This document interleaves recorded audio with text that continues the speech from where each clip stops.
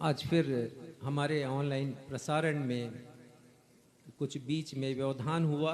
आप लोग सब जानते हैं कि जब इस बड़े कार्य को हम करते हैं तो कुछ तकनीकी समस्याएं उठ खड़ी होती हैं। आप लोगों को असुविधा हुई और कुछ देर आप लोगों को रुकना पड़ा, और आप में से बहुत से लोग, हमारे दर्शक, हमारे साथ जुड़े रहे। हम आप सभी को धन्यवाद देते हैं। आज के वचन की तरफ हम आएंगे।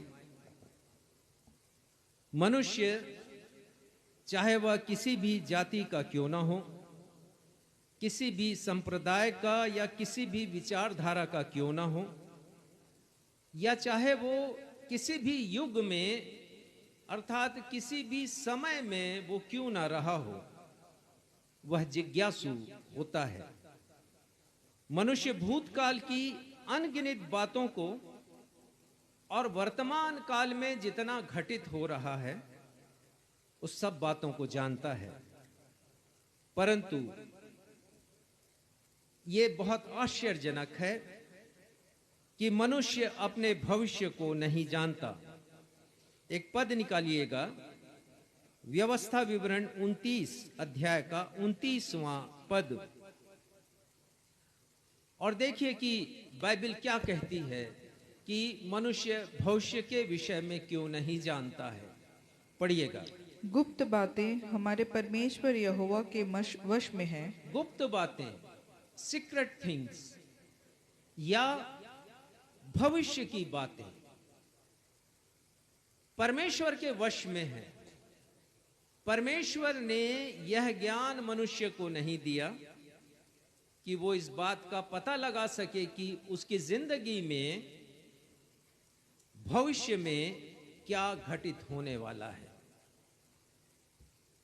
भविष्य के गर्भ में क्या छिपा है। मनुष्य अनजान है, इस बात को केवल परमेश्वर जानते हैं। लेकिन एक बात परमेश्वर ने जो मनुष्य को दी है वरदान स्वरूप, वो है जिज्ञासा, उत्कंठा, जानने की इच्छा। और मनुष्य अपने भविष्य के विषय में जानना चाहता है। और इसीलिए हम देखते हैं कि संसार के बहुसंख्यक लोग, और अफसोस की बात है कि उनमें अनेक मसीही लोग भी हैं, जो अपना भविष्य जानने के लिए सुबह जब उठते हैं तो भविष्य फल पढ़ते हैं, राशि पढ़ते हैं, आज दिन भर में क्या घटने वाला है। बहुत से लोग ज्योतिषियों के पास जाते हैं, बहुत से लोग ओझाओं के पास जाते हैं, और अनेक लोग तांत्रिकों के पास भी जाते हैं, जान सकें कि उनके जीवन में अच्छा होने वाला है या बुरा होने वाला है, शुभ होगा, लाभ होगा या फिर हानि होगी। परमेश्वर के वचन के अनुसार मसीहियों को अपना भविष्य जानने के लिए ज्योतिषियों के पास, ओझाओं के पास, तांत्रिकों के पास कदापि नहीं जाना चाहिए, और इस विषय में हम आगे भी देखेंगे। परंतु इसके विपरीत परमेश्वर के वचन की शिक्षा के अनुसार अपने स्वयं के जीवन के लिए यह जानना मनुष्य के लिए या एक मसीही के लिए आवश्यक है कि उसके जीवन के लिए परमेश्वर की क्या योजना है, उसके जीवन के लिए अर्थात भविष्य के जीवन के लिए परमेश्वर की क्या इच्छा है। एक और पद निकालिएगा, रोमियो 12:2, रोमियो 12:2 जो आज हमारे सन्मुख पढ़ा गया। और यहां संत पौलुस लिखते हैं, इस संसार के सदृश न बनो, परंतु तुम्हारे मन के नए हो जाने से तुम्हारा चाल चलन भी बदलता जाए। वो कहते हैं कि ट्रांसफॉर्म हो। एक मसीही का जीवन परिवर्तित जीवन होना चाहिए। उसकी विचारधारा संसार की विचारधारा नहीं होनी चाहिए कि ये संसार, उसके बहुसंख्यक लोग ज्योतिषियों के पास जाते हैं अपना भविष्य जानने के लिए, पर संत पौलुस कहते हैं कि तुम्हारा चाल चलन बदलता जाए, तुम्हारे बुद्धि के नए हो जाने से, तुम्हारे हृदय के नए हो जाने से, हृदय परिवर्तन के कारण तुम्हारा चाल चलन परिवर्तित हो जाए। एक और पद निकालिएगा, यिर्मयाह 29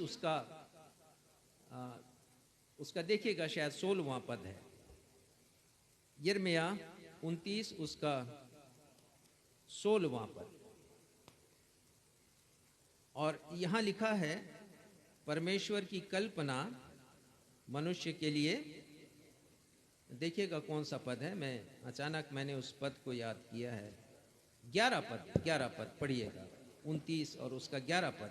क्योंकि यहोवा की यह वाणी है कि जो कल्पनाएं मैं तुम्हारे विषय करता हूँ उन्हें मैं जानता हूँ, वे हानि की नहीं वरन कुशल ही की है। परमेश्वर पिता कहते हैं कि जो योजना मैं तुम्हारे लिए बनाता हूं, जो विचार मैं तुम्हारे लिए रखता हूं, मेरे हृदय में जो तुम्हारे लिए इच्छा है, वो तुम्हारे लाभ के लिए है, वो तुम्हारी कुशलता के लिए है।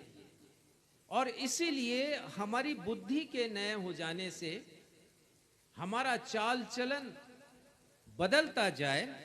और उसके आगे रोमियो 12:2 में संत पौलुस लिखते हैं, जिससे तुम परमेश्वर की भली भांति और सिद्ध इच्छा अनुभव से मालूम करते रहो। परमेश्वर की इच्छा भली इच्छा होती है। The will of God is good, he is good all the time. परमेश्वर की इच्छा अच्छी होती है। और यही बात यिर्मयाह लिख रहे हैं 29 अध्याय के 11वें पद में, कि जो कल्पनाएं मैं तुम्हारे लिए करता हूं, जो योजनाएं बनाता हूं, जो इच्छा मैं तुम्हारे लिए रखता हूं तुम्हारी भलाई के लिए। और दूसरी बात संत पौलुस लिखते हैं कि ना सिर्फ भली है परंतु परमेश्वर की इच्छा भावती भी है, पसंद आने योग्य है। The will of God is pleasing, भावती इच्छा, हमें वो बहुत ही अच्छा लगेगा जानकर जब हम परमेश्वर की इच्छा को जानेंगे। और वो आगे कहते हैं कि वो इच्छा सिद्ध है। The will of God is perfect, सिद्ध इच्छा है परमेश्वर की, तो ये इच्छा है। और वो संत पौलुस कहते हैं कि तुम इसे जानो, अपने अनुभव से जानो, मसीही जीवन के अनुभव से। आगे भी हम देखेंगे। तो परमेश्वर की इच्छा हमारे जीवन के लिए क्या है, हम कैसे जाने? एक आम मसीही अपने जीवन के लिए कैसे मालूम कर सकता है, कैसे जान सकता है कि परमेश्वर की इच्छा क्या है? बहुतों के लिए यह एक कठिन पहेली है और वो अनेक तरीकों से वो जानना चाहते हैं परमेश्वर की इच्छा को। और मैंने पढ़ा एक व्यक्ति के बारे में जो ये सोचता था कि यदि आंख बंद कर लें और फिर अपनी उंगली किसी स्थान पर रख दें और वो जो पद आ जाए वो उसके लिए वो पद हो जो परमेश्वर की इच्छा है, परमेश्वर उसे देना चाहते हैं। तो उस व्यक्ति ने जो ऐसा करता था, एक बार उसने अपनी बाइबल को बंद किया, फिर आंखें भी बंद कर ली, बाइबल को खोला और जहां पर बाइबल खुली है वहां पर एक पद में उसने अपनी उंगली रख दी और वहां पर लिखा था, वो पद था मत्ती 27:5 और लिखा था कि यहूदा ने फांसी लगा ली। तो उसने सोचा कि अरे रे, ये पद तो उसके लिए ठीक नहीं हो सकता है। तो उसने फिर से बाइबल बंद की, अपनी आंखें बंद की और फिर जब उसने आंखें खोली तब आ गया लूका 10 उसका 37वां पद और वहां पर लिखा था जा तू भी ऐसा ही कर। तो उसने सोचा कि ये तो और भी ठीक नहीं है कि फांसी लगाने की बात परमेश्वर मुझसे कह रहे हों और कह रहे हों कि तू भी ऐसा ही कर, तो ये ठीक नहीं है, कोई दूसरा पद परमेश्वर उसे देना चाहते हैं। और उसने फिर से अपनी आंखें बंद की, बाइबल बंद किया, फिर से खोला है और उंगली जिस पद पर उसने रखा है वो पद है यूहन्ना उसका 13 और 27 पद और वहां लिखा था जो तू करना चाहता है उसे तू जल्दी कर। हम इस रीति से परमेश्वर की इच्छा को कभी जान नहीं पाएंगे, कभी भी नहीं समझ पाएंगे। यदि हम ये तरीका अपनाएंगे तो बहुत से लोगों के लिए परमेश्वर की इच्छा जानना एक कठिन पहेली है और उलझाने वाला प्रश्न है। परंतु आज हम इस प्रश्न पर मनन करेंगे और देखेंगे कि इसका उत्तर क्या हो सकता है, और ये भी देखेंगे कि क्या वो कौन सी बातें हैं जो अवरोध उत्पन्न करती हैं ताकि हम परमेश्वर की इच्छा ना जान सकें। आज हमारे चिंतन का जो विषय है मैंने रखा है वो है अपने स्वयं के जीवन के लिए हम परमेश्वर की इच्छा को कैसे जान सकते हैं। ये बहुत से मनुष्यों की उत्कंठा है कि वो जाने कि उनके जीवन के लिए परमेश्वर की इच्छा क्या है, लेकिन कैसे जाने, इस विषय पर आज हम मनन करेंगे। How we can know the will of God for our life. परंतु इसके पहले कि हम जाने कि हमारे स्वयं के जीवन के लिए परमेश्वर की इच्छा क्या है, परमेश्वर की मर्जी क्या है, हमारे जीवन के लिए परमेश्वर का मकसद क्या है, या हमारे जीवन के लिए परमेश्वर ने कौन सी योजना बनाई है, हम यह जानेंगे कि परमेश्वर के वचन बाइबल में परमेश्वर की दो इच्छाओं का वर्णन है और इसे जानना बड़ा आवश्यक है। इसके पहले कि हम ये जानें कि हमारे जीवन के लिए परमेश्वर की इच्छा क्या है, बताना चाहूंगा। पहली इच्छा परमेश्वर की अटल या अपरिवर्तनशील इच्छा, ऐसी इच्छा जिसे बदला नहीं जा सकता, ऐसी इच्छा जिसमें कोई रद्दो बदल चाहे भी तो नहीं कर सकता, और वो परमेश्वर की अमिट इच्छाएं हैं। परमेश्वर की अटल इच्छाओं को हम देखते हैं, अनेक इच्छाएं हैं जिसे परमेश्वर ने प्रकट किया। सृष्टि की उत्पत्ति परमेश्वर की अटल इच्छा का परिणाम है। परमेश्वर ने जैसा कहा वैसा हो गया, परमेश्वर ने जैसा चाहा वैसा बन गया। फिर हम आगे यदि बढ़े बहुत आगे तो हम प्रभु यीशु मसीह के जन्म के विषय में पढ़ते हैं। वो प्रभु यीशु परमेश्वर पिता का अपरिवर्तनशील इच्छा है, कोई रद्दो बदल नहीं कर सकता था, उसमें बहुत कोशिशें की गई।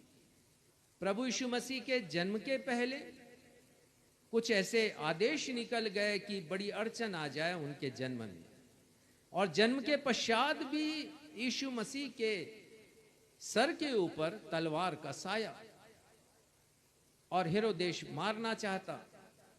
परमेश्वर पिता की अपरिवर्तनशील इच्छा हम देखते हैं कि प्रभु यीशु मसीह जीवित बच गए। और फिर हम देखते हैं उनकी मृत्यु के बारे में कि शिष्य नहीं चाहते थे कि यीशु मसीह की मृत्यु हो, लेकिन अपरिवर्तनशील परमेश्वर की इच्छा, क्रूस पर उनकी मृत्यु हुई, उनका पुनरुत्थान हुआ, उनका स्वर्गारोहण हुआ, और फिर हम पढ़ते हैं कि परमेश्वर की अटल इच्छा के ही अनुसार पवित्र आत्मा का आगमन हुआ, कलीसिया की स्थापना हुई, मानव के उद्धार की योजना पुष्पित और पल्लवित हुई इस पृथ्वी के ऊपर। और फिर हम देखते हैं और दूसरी योजना के बारे में जो घटित नहीं हुई है, घटने वाली हैं आने वाले समय में, जिसमें प्रभु यीशु मसीह का दूसरा आगमन है, ख्रिस्ट विरोधी का अभ्युदय है, एंटी क्राइस्ट का, और क्लेश काल महाक्लेश का युग आने वाला है। और हम परमेश्वर के न्याय के बारे में पढ़ते हैं, और हम पढ़ते हैं कि शैतान और उसके दूतों और अविश्वासियों का सर्वदा के लिए विनाश होगा। ये परमेश्वर की अटल इच्छाएं हैं। और फिर हम एक ऐसे स्वर्ग के बारे में पढ़ते हैं जो नया स्वर्ग है, जिसका निर्माण परमेश्वर ने किया है। तो ये परमेश्वर की अटल इच्छाएं हैं। कुछ उदाहरण देना चाहूंगा परमेश्वर के वचन से, और उनमें से पहला उदाहरण है गत्समनी बाग में प्रभु यीशु मसीह ने परमेश्वर पिता से 3 बार विनती की है, हम सब जानते हैं। और वो विनती ये थी कि ये प्याला तू मेरे पास से हटा ले, और हम सब जानते हैं कि उस प्याले में हर युग के लोगों के जघन्यतम पाप रखे गए थे, जिसे पीना था प्रभु यीशु मसीह को, और इस प्रकार से अपनी इच्छा प्रकट करना था कि वो क्रूस पर बलिदान देने के लिए तैयार है और वो निवेदन कर रहे हैं। परंतु परमेश्वर पिता ने उस प्याले को नहीं हटाया है, और अंत में यीशु मसीह कहते हैं लूका 22 और 12 में, मेरी नहीं परंतु तेरी इच्छा पूरी हो। तो परमेश्वर की इच्छा, अटल इच्छा, सर्वोपरि इच्छा, प्रभु यीशु मसीह कहते हैं कि आपकी इच्छा ही पूरी हो। फिर दूसरा वाक्यात हम पढ़ते हैं, प्रभु यीशु मसीह के क्रूस पर बलिदान के कार्य को पूरा करने के लिए परिस्थितियां इस प्रकार से परमेश्वर ने निर्मित की हैं। आप निकालिएगा एक पद, प्रेरितों के काम 4 अध्याय 27वां पद। कुछ शासक, प्रशासक और लोग इस प्रकार से एकत्रित किए गए हैं वहां पर कि प्रभु यीशु मसीह निर्दोष होने के बावजूद भी प्रभु यीशु मसीह को क्रूस पर मृत्यु की सजा दी गई, मृत्यु दंड दिया गया। हम पढ़ते हैं कि बरअब्बा को छोड़ा गया है प्रभु यीशु मसीह के बदले। और देखिए यहां पर क्या लिखा, प्रेरितों के काम 4 अध्याय 27वां पद पढ़िएगा। क्योंकि सचमुच तेरे सेवक यीशु के विरोध में, जिसका तूने अभिषेक किया, हेरोदेश और पिन्तियुस पिलातुस भी अन्य जातियों और इजराइलियों के साथ इस नगर में इकट्ठा हुए। ये नगर में इकट्ठा हुए, ये सारे लोग एकत्रित हैं वहां पर, ताकि प्रभु यीशु मसीह के खिलाफ डिक्री घोषित की जाए, मृत्यु दंड की डिक्री। और आगे पढ़िएगा 28वां पद, कि जो कुछ पहले से तेरी सामर्थ और मति से ठहरा था, वही करे। ठहराया गया था। परमेश्वर पिता की सामर्थ को हम यहाँ पर देख रहे हैं, क्योंकि परमेश्वर पिता का उद्देश्य था मानव जाति का उद्धार, और बिना प्रभु यीशु मसीह के बलिदान के वो उद्धार संभव ही नहीं था। तो लिखा यहाँ पर कि पहले से तेरी सामर्थ और मति, अर्थात परमेश्वर की इच्छा, अर्थात परमेश्वर का उपाय, अर्थात परमेश्वर की योजना परमेश्वर ने ठहराया था। और आगे लिखा है कि परमेश्वर वही करे, और परमेश्वर ने वही किया। ये अटल इच्छा थी परमेश्वर की। यशाया 53:10 में लिखा है, यहोवा को यही भाया, यहोवा की यही इच्छा थी कि वो यीशु को कुचले, क्रूस पर कुचले। तो ये परमेश्वर पिता की अटल इच्छा हम देखते हैं। इफिसियों 1:11 में संत पौलुस लिखते हैं कि वह अर्थात परमेश्वर, उसी में अर्थात प्रभु यीशु मसीह अपनी इच्छा की सुमति के अनुसार सब कुछ करता है। परमेश्वर सब कुछ में अपनी अटल इच्छाओं को पूरा करते हैं। प्रभु यीशु मसीह ने हमें प्रार्थना सिखाई, प्रभु की प्रार्थना, और उन्होंने सिखाया है मत्ती 6 और 10 में, तेरा राज्य आए, तेरी इच्छा जैसे स्वर्ग में पूरी होती वैसे इस पृथ्वी पर भी पूरी हो। तो वो तमाम इच्छाएं जो परमेश्वर पिता की अटल इच्छा के अनुसार हैं, वो स्वर्ग में भी पूरी होंगी और पृथ्वी पर भी पूरी होती हैं और होंगी। दूसरी इच्छा हम पढ़ते हैं, और दूसरी इच्छा है परमेश्वर पिता की वह इच्छा जिसके पालन करने के लिए उन्होंने मनुष्यों को स्वतंत्र इच्छा प्रदान की है। तो ये परमेश्वर की इच्छा थी। जब उन्होंने आदम को बनाया तो उन्होंने आदम को स्वतंत्र इच्छा दिया है। आप निकाल सकते हैं उत्पत्ति 2 उसका 16 और 17 पद, और कई बार हमने इसे पढ़ा है। और हम जानते हैं यहां पर कि परमेश्वर ने कहा है आदम से कि तू इस वाटिका के हरेक वृक्षों का फल बेखटके खा सकता है, बिना किसी परेशानी के खा सकता है, तू चाहे जैसा उसे खा सकता है। परंतु जो वृक्ष, पढ़िएगा 17वां पद, पर भले या बुरे के ज्ञान का जो वृक्ष है उसका फल तू कभी न खाना। ये परमेश्वर की तरफ से कहा गया है कि भले और बुरे ज्ञान का एक वृक्ष है। परमेश्वर पिता ने उसे चेतावनी दी है कि उसके फल को तू नहीं खाना। और आगे क्या लिखा है, क्योंकि जिस दिन तू उसका फल खाएगा उसी दिन अवश्य मर जाएगा। हाँ, परमेश्वर पिता ने फ्रीडम ऑफ चॉइस दिया है परमेश्वर पिता ने फ्रीडम टू चूज दिया है, चुनाव का अधिकार दिया है आदम को, और उसके द्वारा हम सभी के पास वो अधिकार है चुनाव करने का, भले और बुरे के मध्य में। परमेश्वर कह रहे हैं कि यदि तू खाएगा तो मर जाएगा, चुनाव तुझे करना है आदम, नहीं खाएगा तो तू जीवित रहेगा। ये परमेश्वर का आशय है। वहां पर नीति वचन 3:5 में हम पढ़ते हैं कि किस प्रकार से परमेश्वर ने चुनाव हमें दिया है, चुनाव की स्वतंत्रता हमें दी है। और यहां लिखा, तू अपनी समझ का सहारा नहीं लेना, वरन संपूर्ण मन से यहोवा पर भरोसा रखना। तो यहां पर भी चुनाव है मनुष्य के लिए, या वो अपने समझ का सहारा ले सकता है या फिर परमेश्वर के ऊपर विश्वास कर सकता है संपूर्ण मन से। तो चुनाव हर जगह है। यहोशू ने भी कहा, जब इस्राएली पहुंच गए प्रतिज्ञा देश में, तो यहोशू ने एक बड़े कार्य को पूरा किया कि 12 गोत्रों के मध्य में उसने वहां की जो भूमि थी उसका वितरण उसने कर दिया। हर एक राज्य की उन्होंने सीमा भी बांध दी है।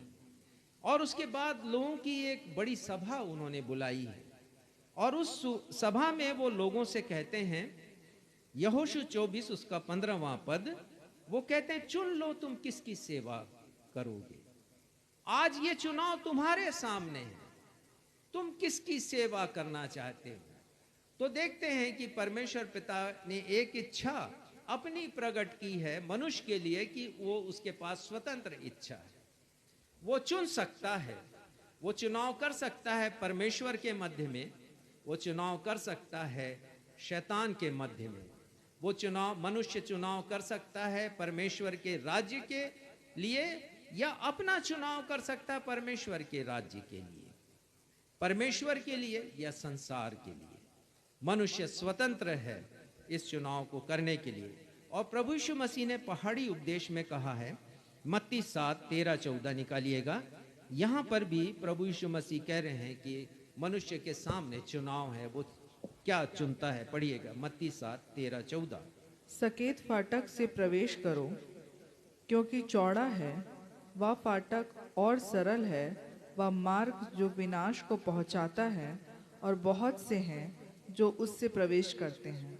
क्योंकि सकेत है वह फाटक और कठिन है वह मार्ग जो जीवन को पहुंचाता है, और थोड़े हैं जो उसे पाते हैं। प्रभु यीशु मसीह यहाँ पर लोगों के सामने रख रहे हैं कि लोग किस प्रकार का चुनाव कर सकते हैं अपने जीवन में, और वो कह रहे हैं कि तुम चुन लो कि किस मार्ग से तुम जाना चाहते हो, किस फाटक से तुम प्रवेश करना चाहते हो। और वो साफ साफ यहाँ पर कह रहे हैं कि सकरा फाटक सकरे मार्ग की ओर ले जाता है, जो कठिन है, कष्टों से भरा वो मार्ग है, लेकिन उसके अंत में जीवन मिलता है। और वो कहते हैं बहुत कम लोग इसमें प्रवेश करते हैं, बहुत कम लोगों का चुनाव है सकरा फाटक, सकरा मार्ग, कठिनाई से भरा हुआ मार्ग, कंटकों का मार्ग। और प्रभु यीशु मसीह कह रहे लेकिन वो अनंत जीवन को पहुंचाता है। और बहुतेरे लोगों का चुनाव है, वो एक बहुत विशाल फाटक से प्रवेश करते हैं, उसका प्रवेश द्वार बहुत भव्य है, विशाल है, और उसकी सड़क भी काफी चौड़ी है, क्योंकि बहुत से लोग उसके भीतर प्रवेश करके जीवन यात्रा को पूरा करना चाह रहे हैं। पर यीशु मसीह कहते हैं कि अंत में मृत्यु मिलती है, अंत में सदा का विनाश है।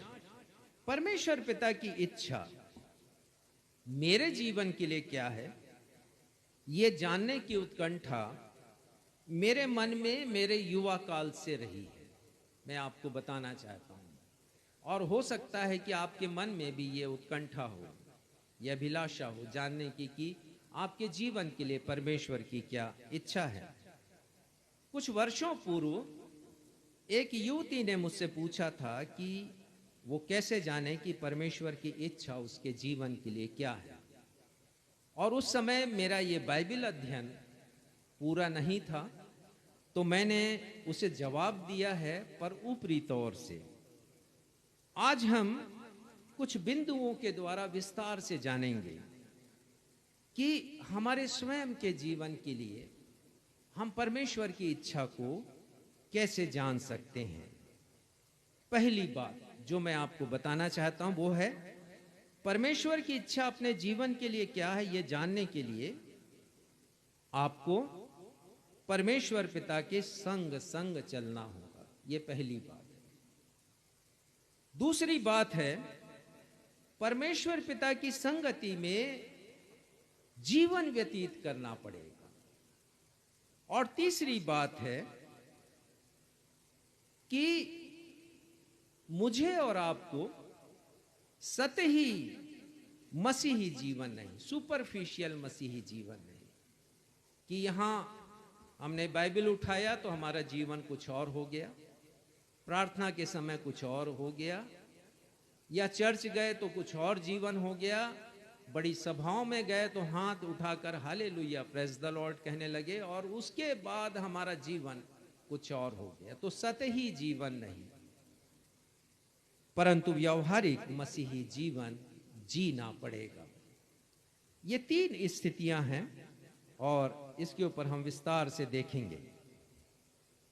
परमेश्वर पिता के साथ संग संग चलना, यदि हम चाहते हैं कि जानें कि परमेश्वर की इच्छा हमारे जीवन के लिए क्या है, तो संग संग चलने का अर्थ है परिस्थितियां चाहे कितनी भी विपरीत क्यों ना हो जाएं, परिस्थितियां चाहे कितनी भी विषम क्यों ना हो जाएं, परिस्थितियां चाहे कितनी भी खतरनाक क्यों ना हो जाएं, परिस्थितियां चाहे कितनी भी हानिप्रद क्यों ना हो जाएं, हमें परमेश्वर का हाथ नहीं छोड़ना है। और अभी हमने गाया भी ये गीत, चाक पर अपनी रख तू मुझे, और उसमें हमने गाया महफूज हूं मैं तेरे साये में खुदा, तेरा हाथ मैं कभी ना छोड़ूंगा।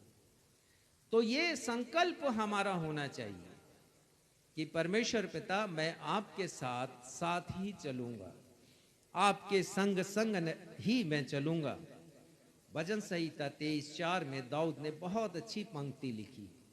अपने जीवन के अनुभव को उन्होंने डाल दिया है और वो लिखते हैं चाहे मैं घोर अंधकार से भरी हुई तराई से होकर चलूं तो भी हानि से नहीं डरूंगा क्योंकि तू मेरे साथ रहता है। पर मुझे एक अंग्रेजी बाइबल का अनुवाद बड़ा अच्छा लगता है, वो NKJV का अनुवाद है, NASB का भी अनुवाद है, और वहां पर लिखा even though I walk through the valley of the shadow of death, मृत्यु की छाया की तराई से भी होकर गुजरूं तो भी हानि से नहीं डरूंगा क्योंकि तू मेरे साथ रहता है। तो इन परिस्थितियों में भी परमेश्वर की इच्छा जानने का अवसर मुझे मिलेगा। एक पद निकालिएगा, देखिएगा उत्पत्ति 5 21 22 23 24 में हम पढ़ते हैं हनोक के विषय में, हनोक के विषय में पढ़ते हैं और उनका बड़ा अद्भुत व्यक्तित्व रहा है। और देखिएगा 21वां पद पढ़िएगा, फिर हम जानेंगे।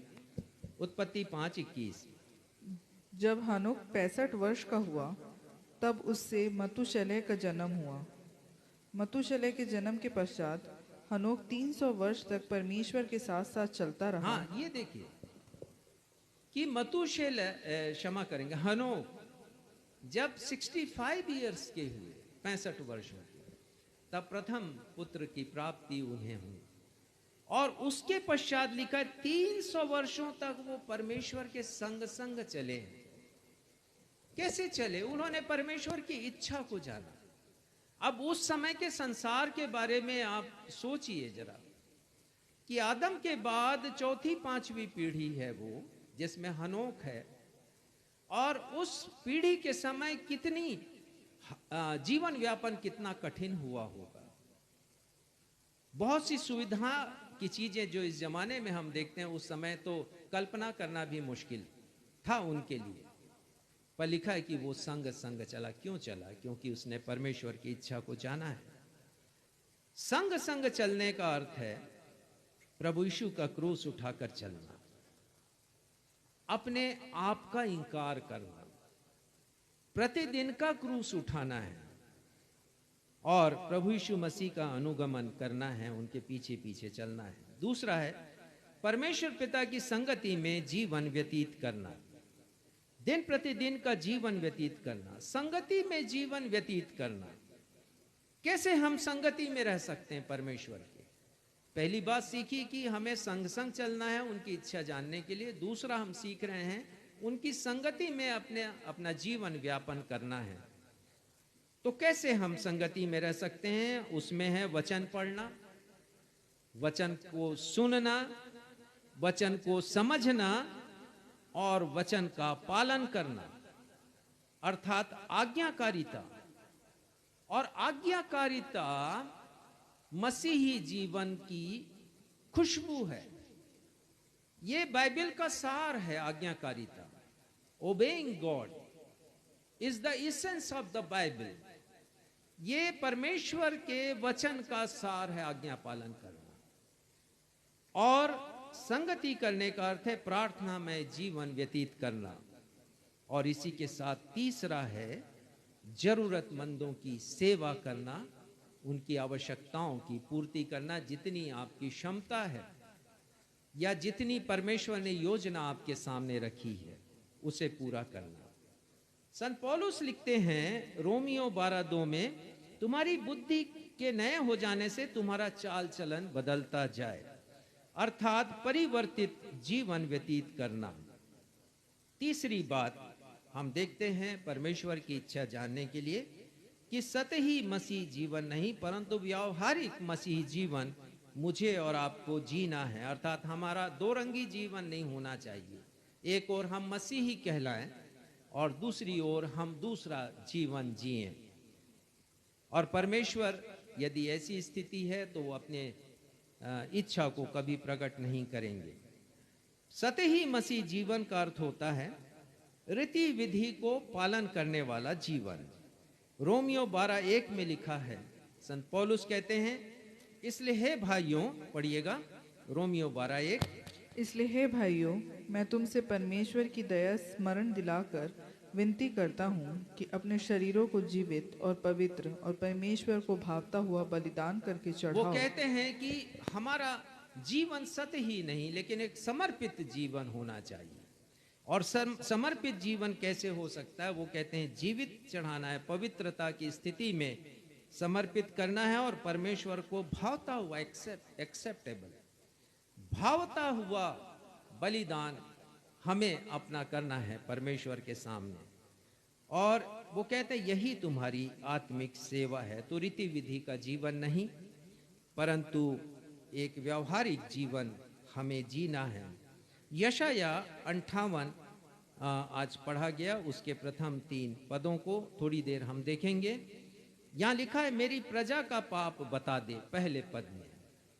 और वो कह रहे हैं परमेश्वर पिता यशाया से कि गला खोल कर पुकार, अर्थात जितना ऊंचा तुम कह सकते हो तुम कहो और नरसिंह के समान तुम ऊंचा शब्द करो और बताओ मेरी प्रजा का पाप क्या है। और वो कुछ बातों को यहां पर बताना चाह रहे हैं परमेश्वर यशाया के माध्यम से। पद 2 को पढ़िएगा। वे प्रतिदिन मेरे पास आते। हाँ, परमेश्वर पिता ये बता रहे हैं कि लोगों का आत्मिक जीवन कैसा जीवन है और ये जीवन रीति विधि का जीवन है। वो कह रहे हैं वे प्रतिदिन मेरे पास आते हैं। उसके बाद और मेरी गति जानने की इच्छा, वो मुझे जानने की इच्छा रखते हैं। वो जानना चाहते हैं परमेश्वर के बारे में, मेरे बारे में कि मैं हूं कौन। और उसके बाद मानो वे धर्मी लोग हैं। हाँ, ये इस बात को ये बताना चाह रहे हैं कि वो बहुत धर्मी हैं, स्वभाव से रीति विधि का पालन करने वाले लोग हैं। और उसके बाद जिन्होंने अपने परमेश्वर के नियमों को नहीं टाला। हाँ, परमेश्वर की हरेक विधियों का पालन किया है। और उसके बाद वे मुझसे धर्म के नियम पूछते हैं और परमेश्वर के निकट आने से प्रसन्न होते हैं। ये भी बात है कि वो परमेश्वर से कुछ जानना चाहते हैं, धर्म के नियम, और आने से प्रसन्न होते हैं। हर दिन उनको आना है, यदि नहीं आएंगे वो तो उनका मन व्यथित होता है, अच्छा नहीं लगता है। ये ठीक ऐसे ही जैसे कई लोगों ने एक रस्म बना लिया कि हर इतवार को चर्च जाना है, और जाना भी चाहिए। लेकिन बहुत से लोग जब रीति विधि के लिए चर्च जाते हैं और उसके बाद उनके हृदय में तब लगता है जब वो एक आध रविवार को चूक जाते हैं चर्च जाना, और उन्हें बड़ा अटपटा सा लगता है। और यही बात कह रहे हैं परमेश्वर यहाँ पर, मेरे पास आने से वो प्रसन्न होते हैं। पद 3, वे कहते हैं, क्या कारण है कि हमने तो उपवास रखा, परंतु तूने उसकी सुधि नहीं ली। और वो कारण जानना चाह रहे हैं कि परमेश्वर ने उनकी सुधि क्यों नहीं ली है, और उनका पाप आगे परमेश्वर बताना चाहते हैं कि तुम मेरी नहीं अपनी इच्छा पूरी करते हो। जरूर ये सारे काम करते हो, परंतु चाहते हो कि यदि इन कामों के साथ साथ मैं तुमसे प्रसन्न हूं, तुम्हारी प्रार्थनाओं को सुनूं, तुम्हारे उपवास को मैं ग्रहण करूं, तो मैं तब करूंगा जब तुम्हारा जीवन व्यावहारिक जीवन होगा। और आगे वो कहते हैं कि तुम अपने सेवकों पर जुल्म ढाते हो और तुम आपस में लड़ते और झगड़ते हो। परमेश्वर पिता चाहते हैं कि हम व्यावहारिक जीवन व्यतीत करें, और परमेश्वर के संग संग जब हम चलेंगे, परमेश्वर की संगति में अपने जीवन को व्यतीत करेंगे, व्यावहारिक मसीही जीवन भी हम जब जिएंगे, तो परमेश्वर पिता की इच्छा को हम अपने जीवन के लिए जान सकेंगे। दूसरी बात मैं बताना चाहता हूं कि परमेश्वर पिता की इच्छा को मैं और आप परमेश्वर पिता के वचन से जान सकते हैं। भजन संहिता 119 उसका 105वां पद हम सब जानते हैं कि उसमें क्या लिखा है, और उसमें लिखा है, तेरा वचन मेरे पांव के लिए दीपक और मेरे मार्ग के लिए उजियाला है। अर्थात ये परमेश्वर का वचन है जो मेरे और आपके लिए मार्गदर्शक का काम करता है। ये वचन हमें गाइड करता है और सहायता करता है कि इस वचन के द्वारा हम परमेश्वर की इच्छा को अपने जीवन के लिए जान सकें। दूसरा तीमुथियुस निकालिएगा, उसका 3रा अध्याय और 16वां पद पढ़िएगा। दूसरा तीमुथियुस 3रा अध्याय 16वां पद। ये परमेश्वर का वचन किस खूबसूरती से हमें दिया गया और क्या क्या लाभ हमें पहुंचाता है, पढ़िएगा। संपूर्ण पवित्र शास्त्र परमेश्वर की प्रेरणा से रचा गया है। हाँ, वो कह रहे हैं कि किसी मनुष्य के मस्तिष्क की उपज नहीं है, ये कोरी कल्पना नहीं है परमेश्वर का वचन जिसे हम बाइबल कहते हैं। पर वो लिख रहे हैं संत पौलुस यहाँ पर तीमुथियुस को कि हर एक पवित्र शास्त्र या संपूर्ण पवित्र शास्त्र परमेश्वर की प्रेरणा से रचा गया है। ये पवित्र शास्त्र जैसे परमेश्वर ने सृष्टि को रचा है, सृष्टि को बनाया है, आदम को रचा है, वैसे ही परमेश्वर ने इस वचन को भी रचा है। और आगे क्या लिखा है, क्या क्या लाभ हमें ये पहुंचाता है। और उपदेश और उपदेश के समझाने लिए, पहली बात उपदेश के लिए लाभदायक, और उसके बाद और समझाने के लिए लाभदायक, और सुधारने के लिए लाभदायक, और धार्मिकता की शिक्षा के लिए लाभदायक, और धार्मिकता की शिक्षा के लिए। और यही वचन लाभदायक है परमेश्वर की इच्छा को जानने के लिए, लेकिन उस तरीके से नहीं जैसा मैंने अपने संदेश के प्रारंभ में एक उदाहरण के द्वारा समझाया कि हमने आंख खोली, उंगली रख दी और सोचा कि ये वचन आज हमारे लिए है, ये परमेश्वर की इच्छा है हमारे लिए। हमें समझना पड़ेगा परमेश्वर की इच्छा को। और लोग अनेक अनेक तरीके अपना लेते हैं जो परमेश्वर के वचन के अनुसार नहीं है। मैंने पढ़ा एक व्यक्ति के विषय में, और वो आकाश को जब देख रहा था, अपने, वो किसान था, और एक बार वो अपने खेत के पास उसका जो घर था वो सामने घास का मैदान था, और वो लेटा हुआ था, बहुत खुशनुमा दिन था वो, और वो आकाश की ओर बादलों को देख रहा था जो बन रहे थे, बिगड़ रहे थे आकार में। और देखते देखते उसने क्या देखा कि बादल में 2 अक्षर उभर कर आए हैं, एक है पी और दूसरा है सी। तो उसने अनुमान लगा लिया कि पी का मतलब प्रीच है और सी का मतलब क्राइस्ट है, अर्थात प्रीच क्राइस्ट, यीशु का प्रचार करो।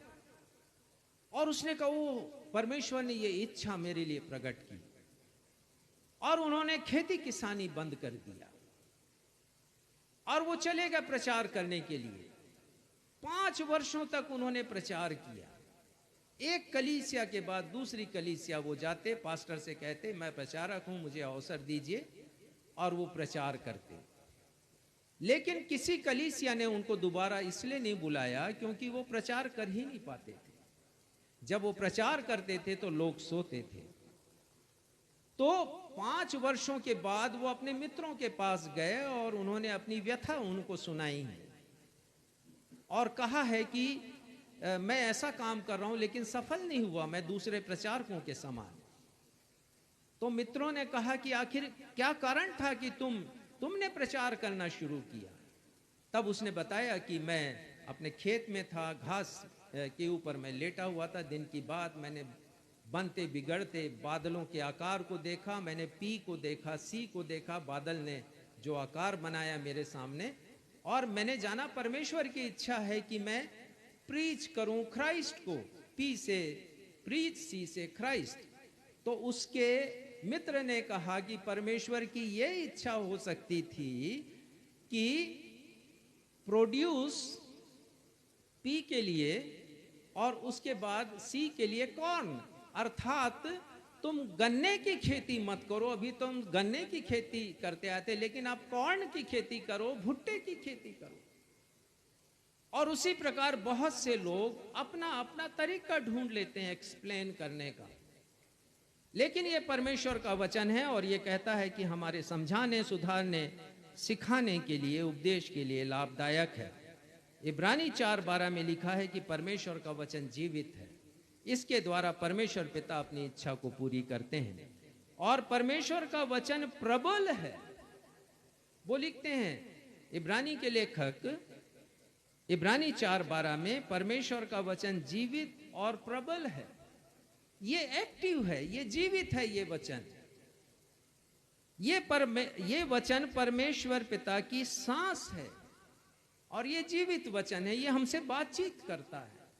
ये वचन परमेश्वर की इच्छा को प्रकट करता है, लेकिन ये तब करेगा, फिर से वही 3 बात, जब हम परमेश्वर की संगति में चलेंगे, परमेश्वर के संग संग चलेंगे, दूसरी बात संगति में रहेंगे, और तीसरी बात व्यवहारिक जीवन व्यतीत करेंगे।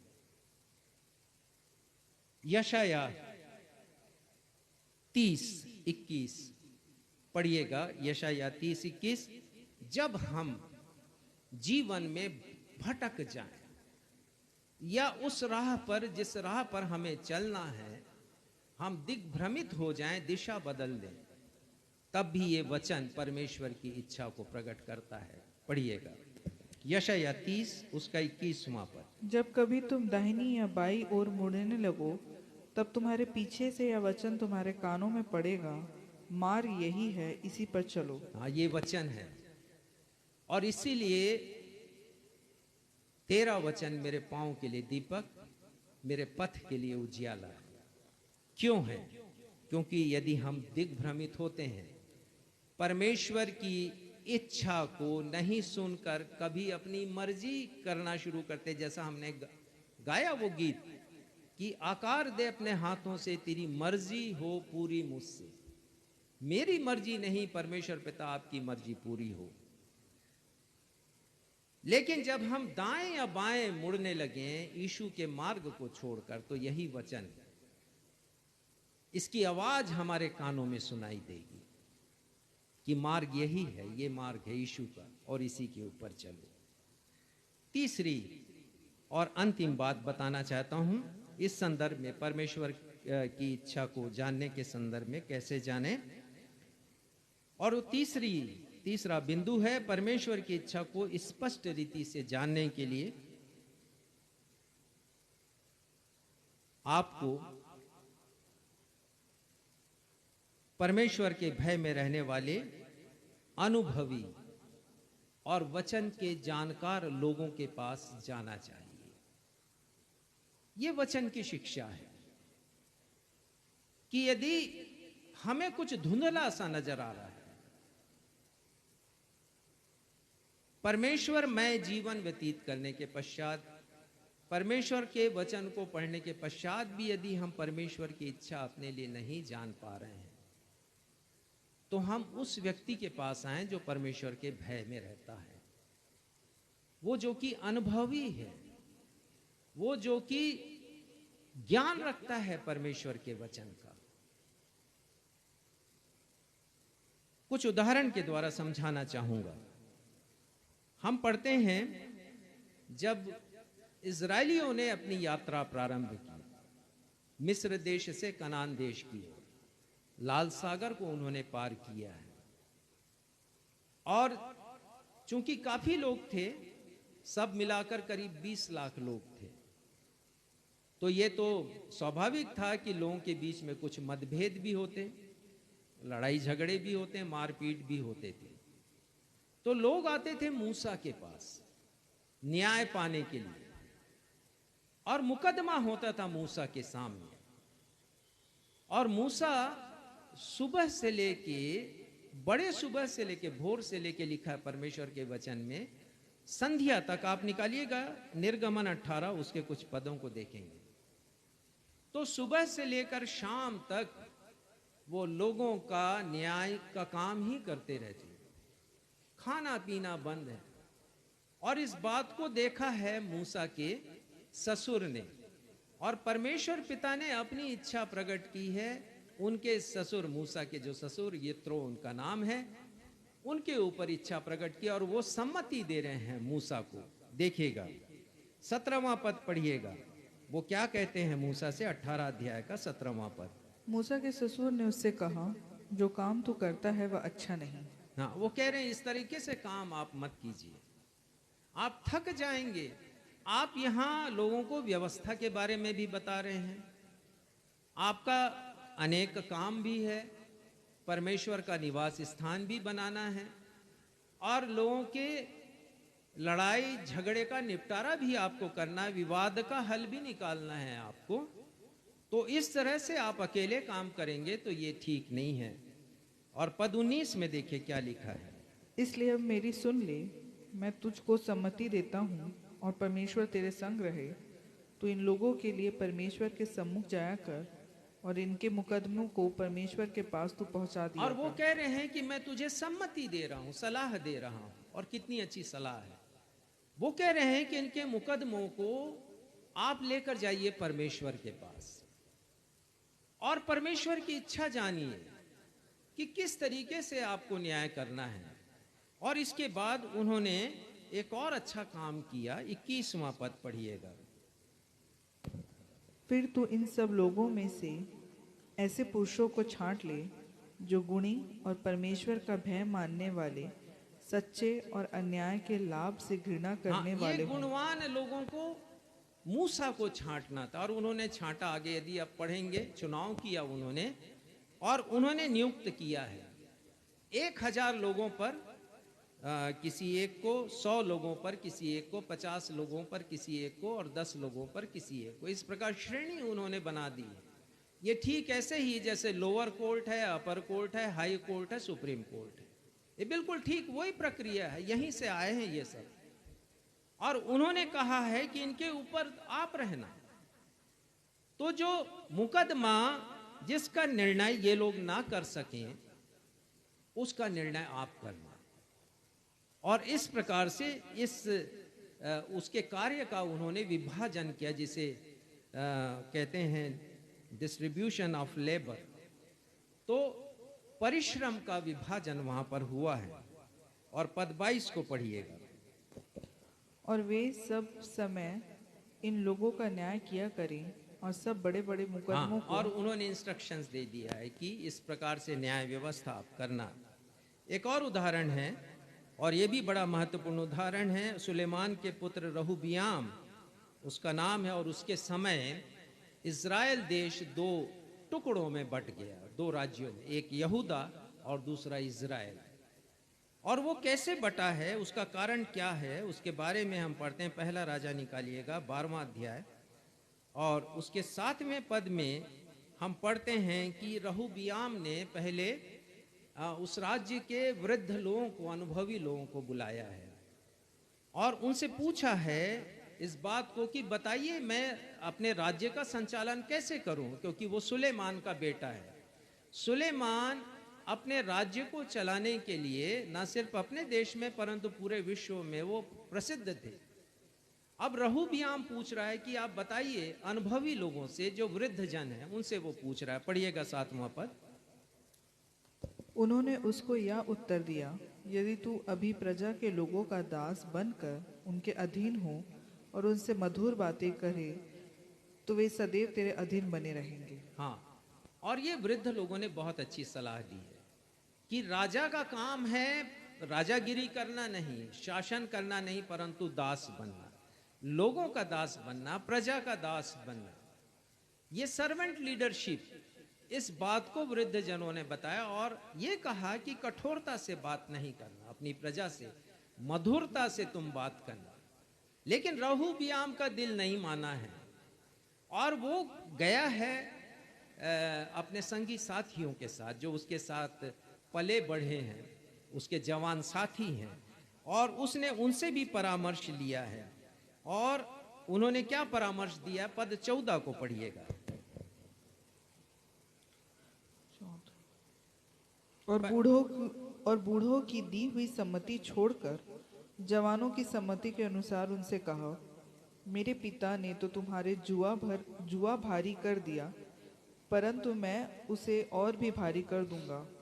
मेरे पिता ने तो कौड़ों से तुमको ताड़ना दी, परंतु मैं तुमको बिच्छुओं से ताड़ना दूंगा। हाँ, ये देखिए, ये जवानों ने सलाह दिया था कि तुमको राज चलाना है रहूबियाम, तो लोगों के साथ नम्रता से व्यवहार मत करना, कठोरता से करना।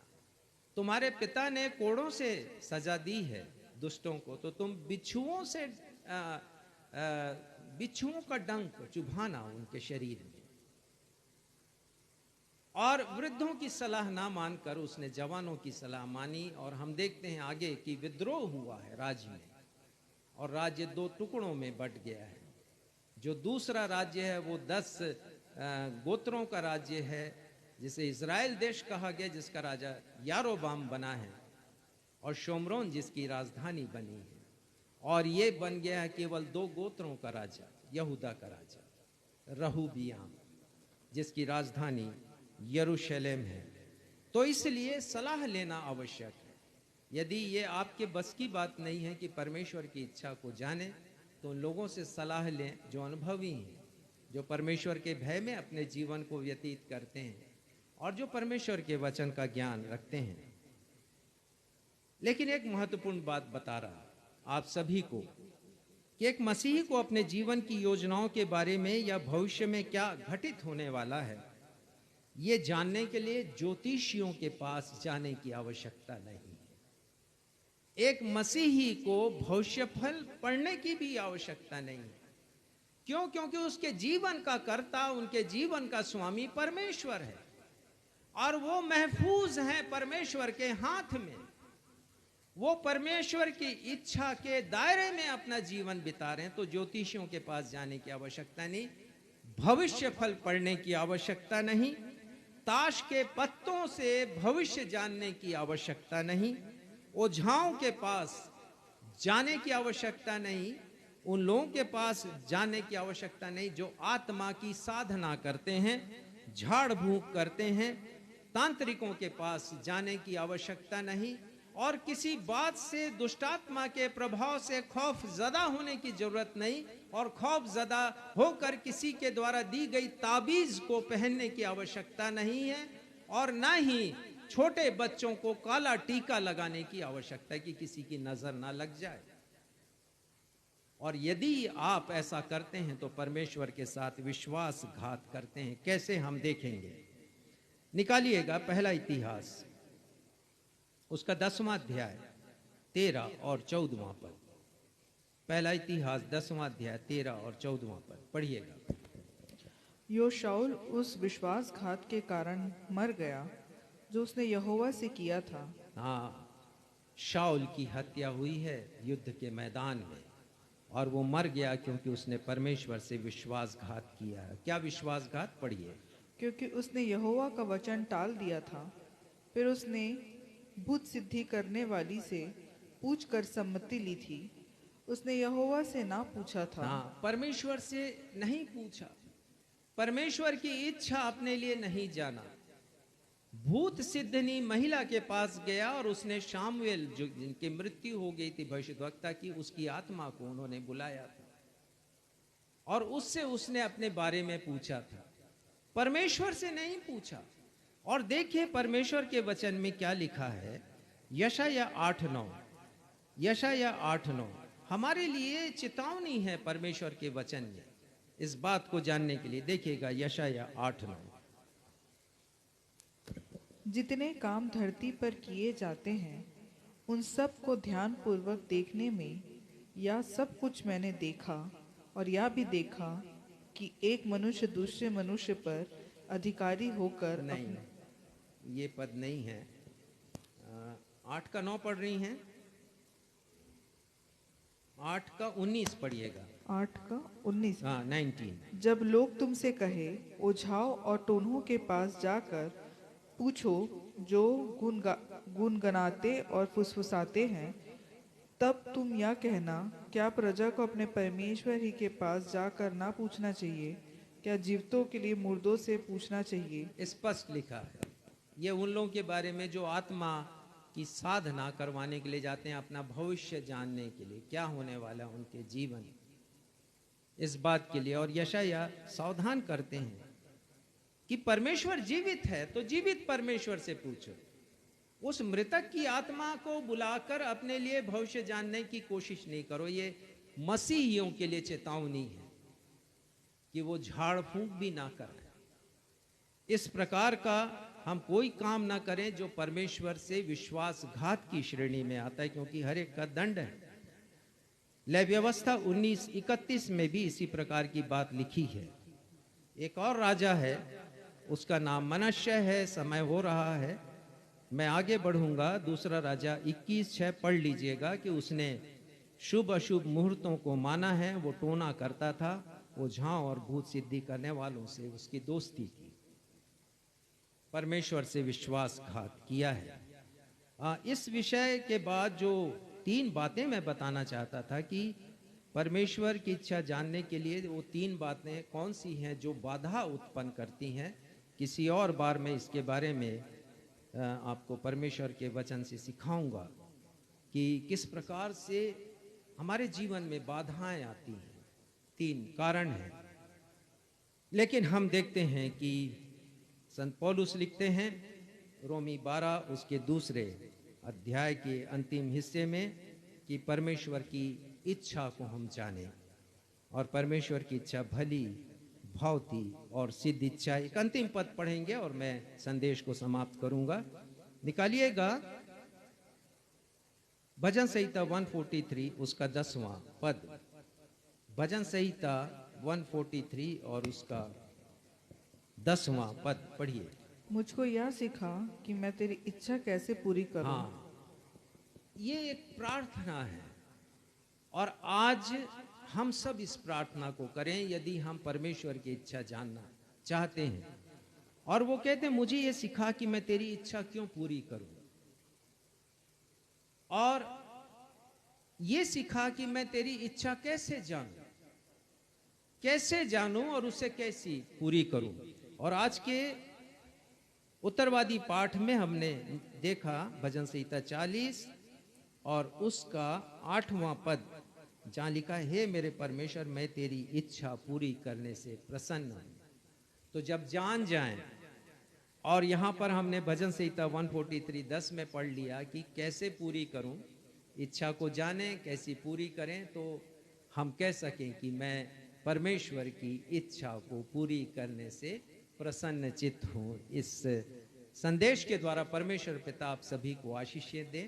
काश मैं और आप परमेश्वर की इच्छा को जाने, परमेश्वर के वचन के अनुसार, उन रीतियों के अनुसार जिसका वर्णन आज हमने परमेश्वर के वचन से देखा है, परंतु कभी भी ऐसे लोगों के पास ना जाएं जिनके पास जाने से परमेश्वर नाराज होंगे, दुखी होंगे और हम विश्वासघात करेंगे। परमेश्वर पिता इस वचन के द्वारा आप सभी को अपनी आशीषों से परिपूर्ण करे। आइए हम उस गीत को गाकर अपना समर्पण करें, तेरी इच्छा पूरी हो जाए।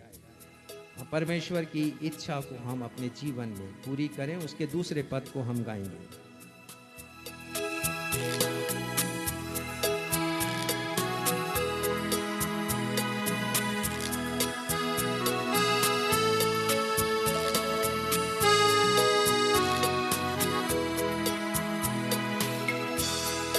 जीवन मेरा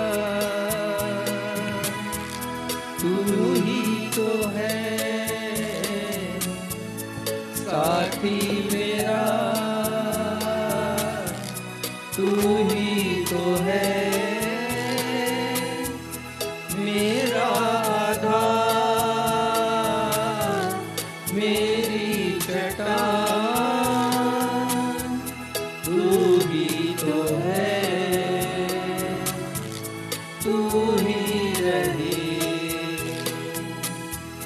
मेरा आधार, मेरी चट्टान